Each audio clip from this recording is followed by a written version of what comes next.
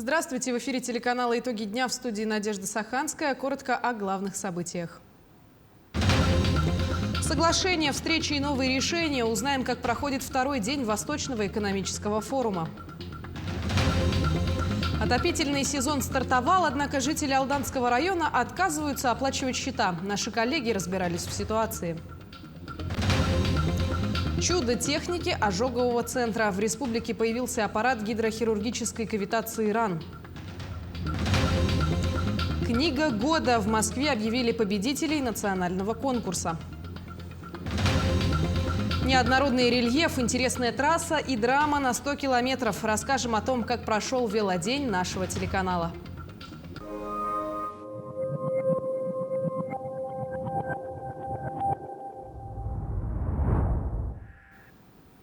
Продолжается работа якутской делегации на Восточном экономическом форуме. Так, за второй день программы главой республики было подписано 2 важных соглашения по линии промышленности, а также состоялся ряд мероприятий, среди которых можно выделить заявление Айсена Николаева и представителей компании «Алроса». Продолжит тему Саргалана Неустроева.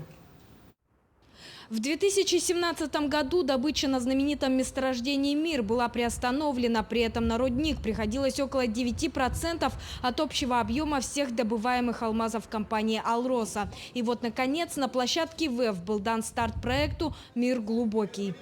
И, безусловно, мы рады, что решение принято о начале работ по конкретному уже строительству рудника «Мир глубокий». Решение обсуждалось на всех уровнях, принципиальная поддержка получена, и компания начинает работу. Мы понимаем, что это долгий срок. Только с 30-го года начнется первое поступление от продажи алмазов от этого месторождения. Вместе с тем мы сегодня видим, что компания исполняет все свои социальные обязательства и по отчислению налогов, по сохранению рабочих мест. Самым главным условием реализации проекта стало обеспечение безопасности как на стадии строительства, так и на стадии эксплуатации рудника. Особое внимание при этом будет уделяться безопасному прохождению водоносного горизонта. Мы будем использовать тот же способ проходки, который использовался при строительстве рудника «Мир» и строительстве рудника «Интернациональный». И мы видим, что, собственно, мы никак не зависим от оборудования недружественных стран. Все эти технологии сегодня есть в России, все это необходимое оборудование. Горизонт инвестиций существенный, это больше 10 лет, потому что только строительство стволов займет срок свыше 7 лет.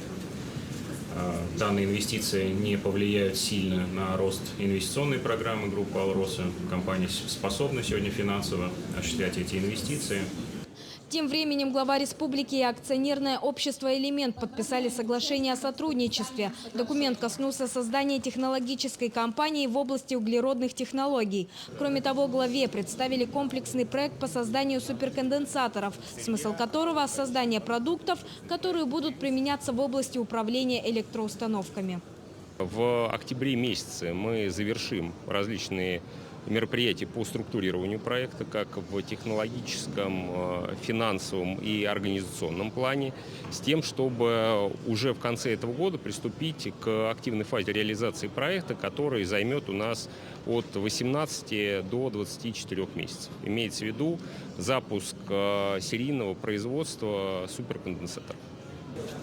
Также Айсен Николаев, Министерство по развитию Дальнего Востока и Арктики и компания «Русгидро» подписали соглашение о сотрудничестве в рамках использования инструментов механизма «Дальневосточная концессия». Реализация проекта позволит существенно повысить надежность обеспечения потребителей электроэнергией. Это также отразится и на развитии туристической и сельскохозяйственной сфер республики. Планируется, что линия будет построена за 3 года, объем инвестиций составляет 1,5 миллиарда рублей. Саргалана Неустроева, Владимир Павлов, Владивосток. Следует отметить, что второй день Восточного экономического форума во Владивостоке практически полностью посвятили промышленности и энергетике. Подписанием важных для развития региона соглашений отметилась и делегация Якутии. Подробности в материале нашего корреспондента. Впервые за долгое время компания «Росгеология» ведет работы сразу на 9 участках месторождений на территории Якутии. 6 из них – это месторождения крупных полезных ископаемых, а 3 – месторождения нефти и газа. Вопросы расширения присутствия компании на территории региона, а соответственно привлечения дополнительных инвестиций и создания рабочих мест сегодня обсудили глава Якутии Айсан Николаев и генеральный директор компании «Росгеология» Сергей Горьков. Очень важно, что очень диверсифицированный подход, то есть это не только золото, да, или, к примеру, в твердых, но это и уголь, и цветные металлы, есть и золото, соответственно, да, есть направление алмаза, то есть это вся палитра, да, в том, что представлено в земле Якутии. Ну и, конечно, для нас, мы считаем, активизация позиции по нефти и газу очень важна, поиск новых участков. Все-таки месторождение, на которое можно рассчитывать среднее или более-менее крупное, это Восточная Сибирь, то есть это Якутия. Поэтому и наша стратегия в этом определена, как раз поиск по газу и нефти вести в Якутию. Поэтому мы рады, что объемы увеличиваются, и будем продолжать эти работы в дальнейшем. Найти работу в промышленных компаниях поможет приложение якутских разработчиков «Навахту14.рф». Его также сегодня запустили на полях ВЭФ-2022. Благодаря проекту уже более 1200 якутян смогли трудоустроиться в компании, осуществляющие свою деятельность на территории республики. Теперь платформой можно будет воспользоваться и через телефон. Можно смело говорить о том, что очередной проект якутских разработчиков вышел на федеральный уровень.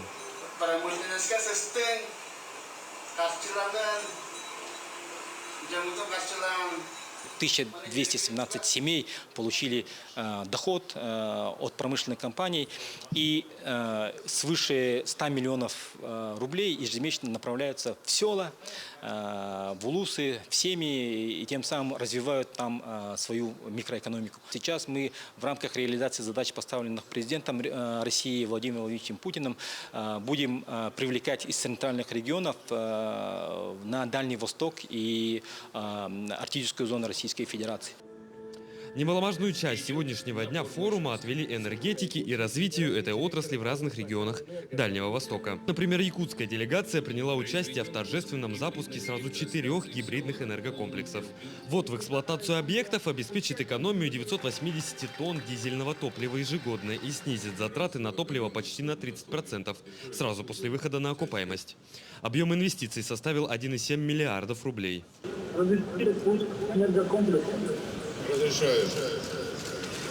Для модернизации комплексов используется технология автоматизированного гибридного энергокомплекса, который включает дизельную генерацию, систему накопления энергии и единую систему автоматизированного управления.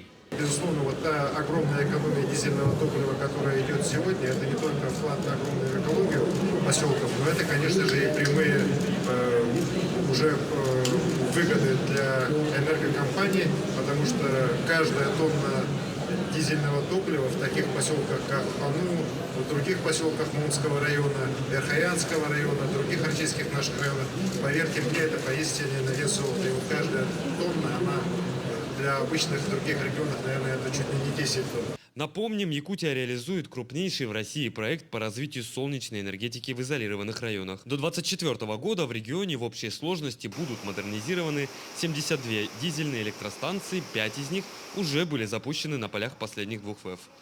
Таким образом, площадка форума становится платформой для развития зеленой энергетики в нашей республике. Петр Васильев, Владимир Павлов, Лидия Гасанбалаева, Владивосток. Центральная избирательная комиссия республики, избирательные участки готовы для проведения выборов. Пока в досрочном голосовании приняли участие 4796 якутян. В этом году выборов не будет на территории Татинского и Вена-Батантайского районов, в Якутске и Жатае. В последнюю неделю традиционно идет активная поддержка и агитация кандидатов. После дня тишины избиратели выберут своих кандидатов. На сегодняшний день проходит голосование досрочное в труднодоступных и отдаленных местностях нашей республики. На сегодняшний день проголосовало 476 избирателей, которые находятся в 94 отдаленных местностях. Эта работа будет продлеваться вплоть до субботы, за день до голосования. В Алдане дан старт отопительному сезону, однако споры, когда и в каких объемах подавать тепло, не утихали до сегодняшнего дня. Население города задолжало коммунальщикам более 100 миллионов рублей и неохотно оплачивает услуги ЖКХ. Продолжит Руслан Павлов.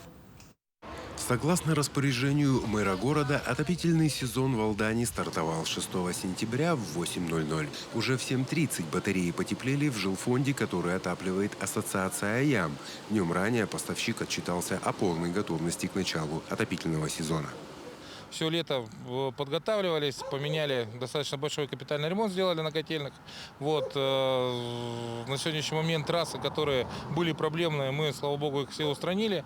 Вот, я считаю, что 100% подошли к отопительному сезону прям готовы. Не стало нарушать сроки и общество «Теплоэнергосервис», основной поставщик тепла в городе. Постепенно батареи начали нагреваться в домах и учреждениях. Запускаем Алдан, завтра запускаем Томот, сегодня запускаем также Нижний. Все нормально, сети мы заполнили. Сейчас будем подавать тепло. Думаю, к вечеру все стабилизируется и потребители получат качественные, нормальные услуги. Впрочем, основания для позднего пуска тепла у коммунальщиков были. Прошлый сезон из-за холодного мая Теплоэнергосервис продлевал на 2 недели, а расчет за услугу до сих пор не получил. Основная причина – неплатежи населения. Нам сегодня коммунальщики пошли навстречу. Мы забыли, что продлевали отопительный сезон в связи с низкими температурами в июне месяце. Да? Долг перед коммунальщиками зашкаливает. Прошу жителей города принять все меры погасить задолженность, заключить договора на реструктуризацию, начать платить. Иначе отопительный сезон будет очень-очень напряженный. С грядущих выходных синоптики обещают потепление и повышение температуры выше плюс 10 градусов. Здесь коммунальщики смогут сэкономить на топливе, которым запаслись как никогда. На сегодняшний момент у нас больше половины запаса годового топлива. Склады все переполнены углем, так что с этим проблем никаких нет. Вообще качество отличное угля, уголь Д. Он в том году у нас был, показал себя, зарекомендовал отлично. Я рад, что сегодня такое количество угля имеет Теплоэнергосервис на территории города. Газ на котельные ассоциация ЯМ имеется. До Нового года мы обеспечены. По малым поставщикам договора везде есть, подписаны. Топливные резервы – это лишь спокойствие для поставщиков услуг, которые могут в любое время перейти на щадящий отопительный режим, если население не начнет стабильно оплачивать поставки тепла и гасить накопившиеся долги. Руслан Павлов, Александр Лукин, Алдан. Вот уже более полугода в Республиканском ожоговом центре проводятся операции при помощи гидрохирургического аппарата. Гидронож, так в просторечии называют эту установку, зарекомендовал себя очень хорошо. За это время было проведено более 30 операций. На одной из них побывал мой коллега Александр Хавренко. Гидрохирургическая установка или попросту гидронож. Благодаря этому чуду техники теперь в Якутском ожоговом центре операции по удалению и заживлению ожогов проходят быстрее и эффективнее. В ноябре 2021 года ожоговое отделение Республиканской больницы номер 2 Центра экстренной медицинской помощи было преобразовано в ожоговый центр. По табелю оснащения в ожоговых центрах должен находиться аппарат гидрохирургической кавитации ран. И такой аппарат был приобретен для нужд центра. Принцип действия аппарата – это через компрессор, который стоит в самом аппарате, подается под высоким давлением физиологический раствор стерильный и выходит через сопла ручки манипулятора, срезая тем самым тонкие слои некротических тканей, патологических грануляций, подготавливая рану к закрытию пересадки кожи, например. Да? И тем самым сразу идет аспирация некротических тканей, патологических жидкостей, бактерий. Рана становится практически стерильной. В обращении аппарат несложный. Каждый хирург ожогового центра во время обучения проходил практику и получил необходимые навыки обращения с гидрохирургическим аппаратом. Он применяется как при сильных и обширных ожогах, так и при небольших ранах. Гидрохирургическая система VersaJet. Сначала почистили рану. Раньше мы это делали другим аппаратом, он был более такой агрессивный, можно сказать. Этот более щадящий очищает рану, и ее можно уже на ранних сроках раны почистить этим аппаратом. И уже сама аутодермопластика происходит. Берется донорский участок у самого же пациента кожи и пересаживается на рану. С ноября при помощи гидрохирургического аппарата проведено более 30 операций. Врачи отмечают, что раньше пациент с 30% ожогов кожи проводил в больнице в среднем 2,5-3 месяца. После операции с применением гидроножа пациент отправляется домой уже через месяц. Александр Хавренко, Георгий Григорьев, Якутск. В Якутске открылся новый высокотехнологичный центр обслуживания клиентов Дальневосточной энергетической компании. Это единый расчетный информационный центр, где жители могут получить свыше 40 услуг по коммунальным платежам и решить любые вопросы, касаемые энергоснабжения. В Якутии это второй центр, который открывает Русгидро, и 15-й по Дальнему Востоку. О том, какие возможности предоставляет новый центр, расскажет Мария Кардашевская. При входе в единый расчетный информационный центр посетителей встречает роботизированный видеоконсультант. Все необходимые услуги можно получить уже здесь.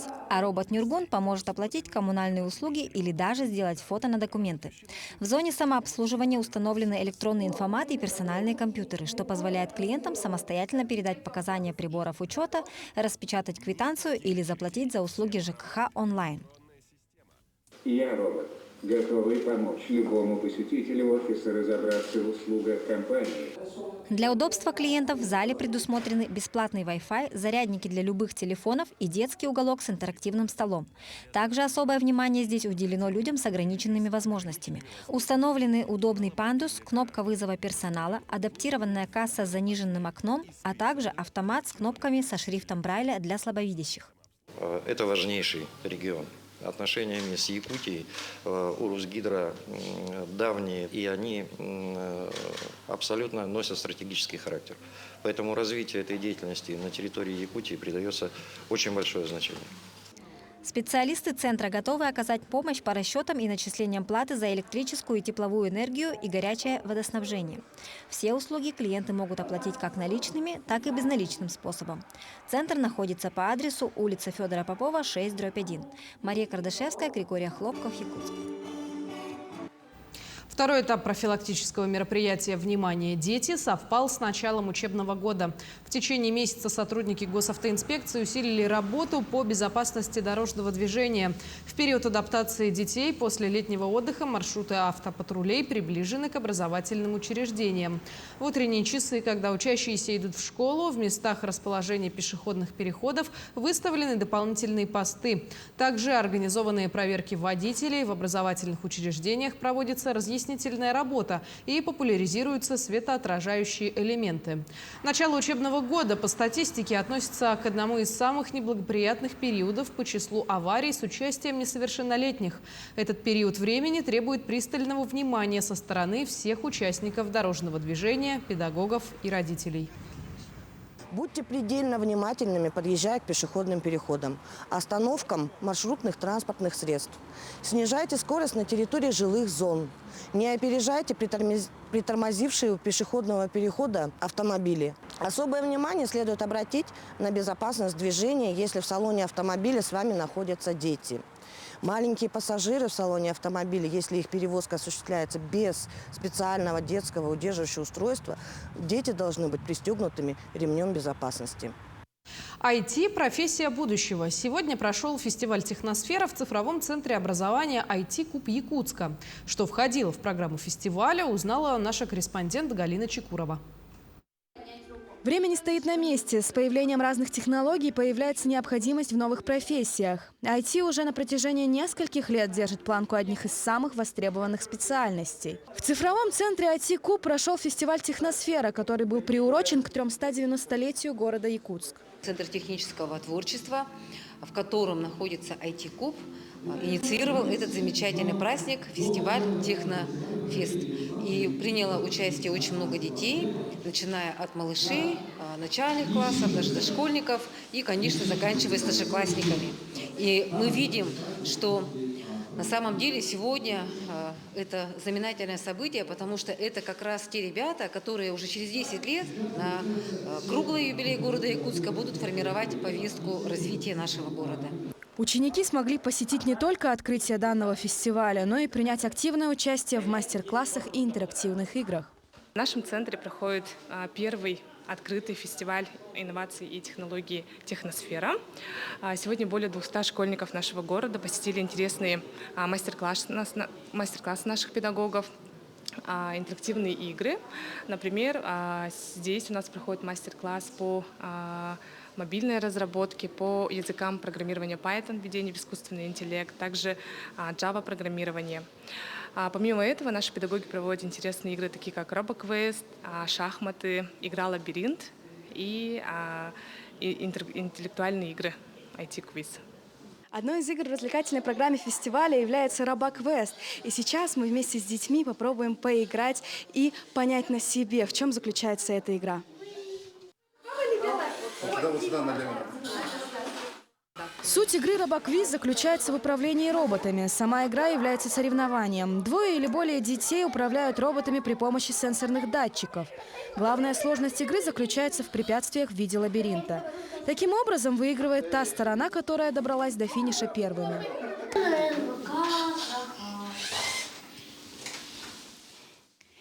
Сейчас мы на себе испытали игру с роботами. Как оказалось, это очень интересно и увлекательно. Центр посещают дети от 7 до 18 лет. Как и в обычных школах, группы делятся на младшие с 1 по 5 классы, средние с 6 по 8, старшие с 9 по 11 классы. У каждой группы есть своя методика преподавания. Тут обучаюсь со 2 класса, и раньше я ходил на Центр технического творчества. Теперь это уже IT-куб, и оно стало более многовлиятельным.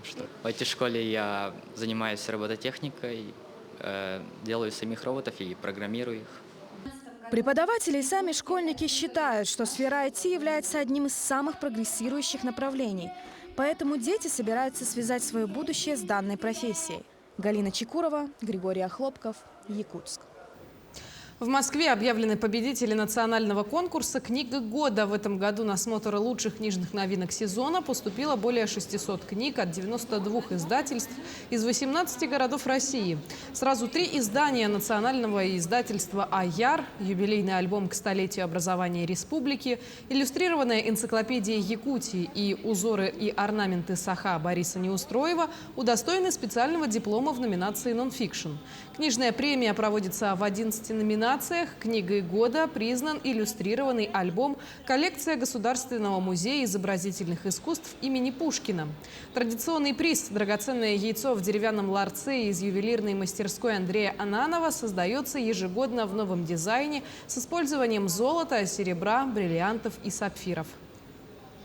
Нас очень радует неподдельный интерес московских читателей к нашим изданиям. Это книги детские, познавательные, краеведческая литература. В особенности хорошо продавались энциклопедии про животных, про Якутию, а также интересна тематика шаманизма и эзотерики.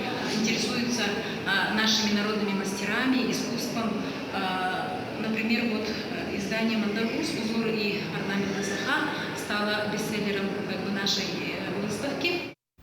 4 сентября состоялся велодень нашего телеканала, в мероприятиях которого приняло участие свыше 300 человек. Напомним, масштабное событие было инициировано Якутией-24 и обрело широкую поддержку. Победитель велогонки на 100 километров проехал дистанцию за 2 часа 58 минут. Подробности далее. Погода способствовала проведению велодня. Это отметили все. Инициативу телеканала «Якутия-24» поддержали прежде всего профильное министерство, опыт специалистов, который очень помог провести все события на надлежащем уровне. От имени Министерства по физическому культуре и спорту Республики Саха-Якутия с успешным теми, которые были поставлены задачи на эти дни. Потенциал массовости велоспорта огромный. Число велолюбителей растет с каждым днем. И все соскучились по настоящим соревнованиям. Я думаю, в городе Якутске прибавится в следующий раз желающих. Вообще, конечно, день выдался отличный. Погода благоволит. 100 километров пройдено. Давно не было таких гонок. Я рад. Наконец-то что-то возобновилось. Нас было довольно много.